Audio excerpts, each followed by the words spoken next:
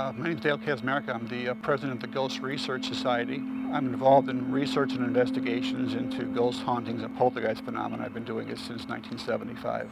Well, I think Bachelors Grove is extremely haunted. It's perhaps one of the most haunted locations I've ever investigated, and surely the most haunted location in Chicago, by bar none. The cemetery itself is along this road called Bachelors Grove Road, which was bypassed when the Midlothian Turnpike was put in a number of years ago. So it actually looks like the cemetery is like off in the middle of the woods. Actually, it was on the main thoroughfare at one time.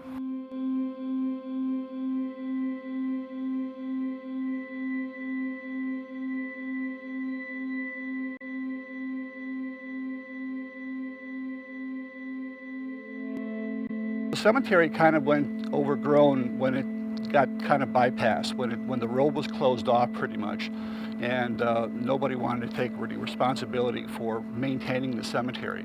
A number of people began coming out there in the middle of the night, vandalizing the cemetery, knocking over tombstones, digging up graves, and what the cemetery tried to do was protect it by eventually putting up a fence around it. But the fence didn't last very long. People knocked down the fence or snipped holes in the fence or knocked open the gates, and was still able to gain access into the cemetery.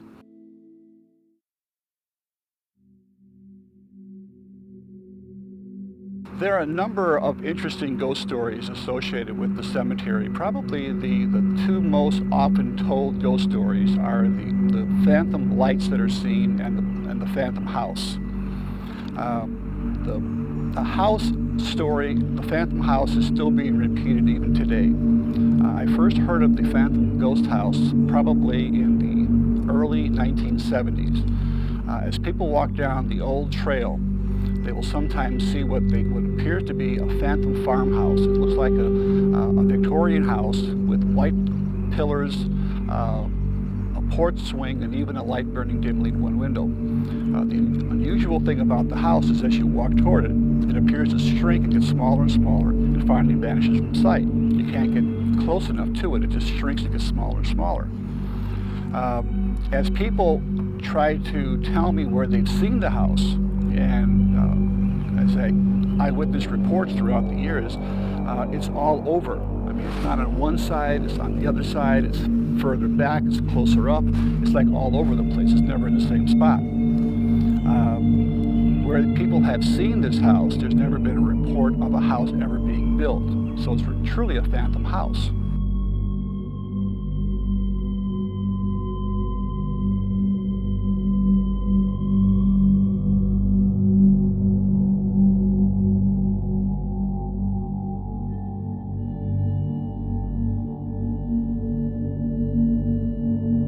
The blue ghost lights started probably back in 1973 by a Joliet man named Jack Hermansky. Now, he was out there one night and he claimed that these lights were about as large as a basketball.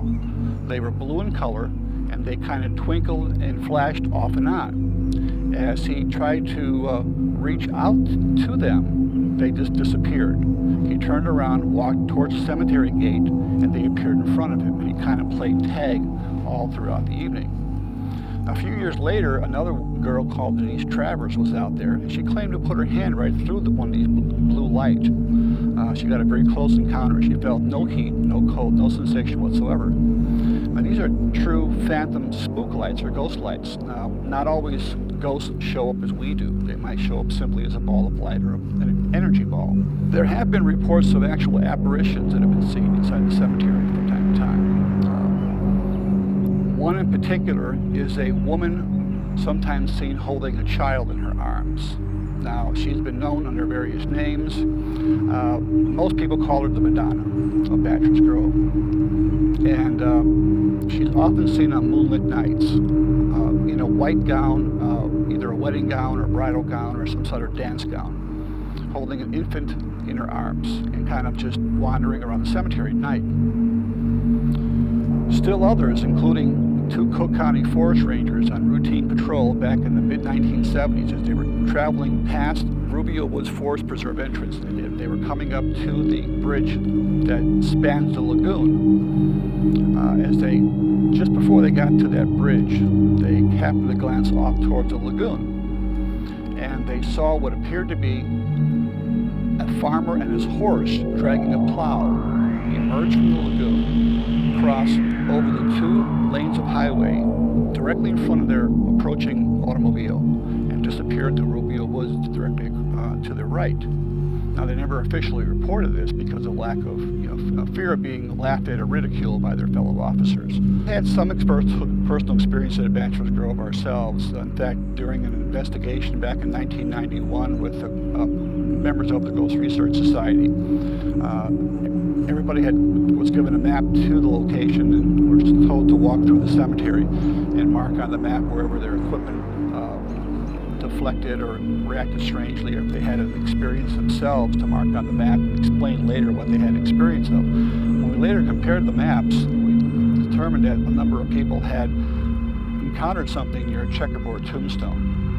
We went back there and we tried some experiments at this checkerboard tombstone, which has no name on it at all. Now, one of the people in our group, Jude Huff, was a 35 millimeter camera that was loaded with infrared black and white film.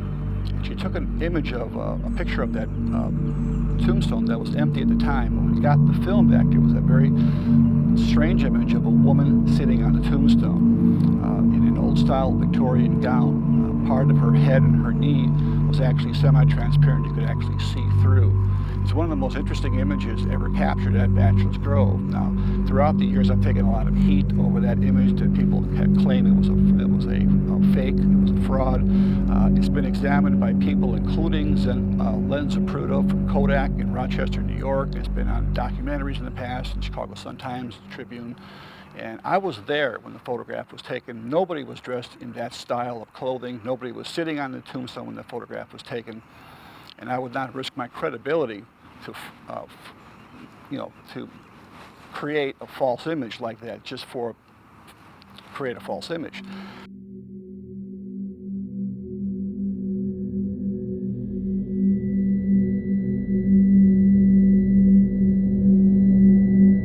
Well, I think Bachelors Grove is extremely haunted. It's perhaps one of the most haunted locations I've ever investigated, and surely the most haunted location in Chicago by bar none. It's probably haunted for various reasons, probably due to, number one, the bodies probably being dumped there in the 20s and 30s, the grave desecration that happened in the 60s and 70s, and even reports of satanic activity where there were animal remains found and satanic rituals practiced in the 1970s as well. If you put all that together, you can see how that would probably lead to being at the very haunted. You kind of put it in a pot and stir it all up together. The dead don't rest too easily at Bachelors Grove Cemetery.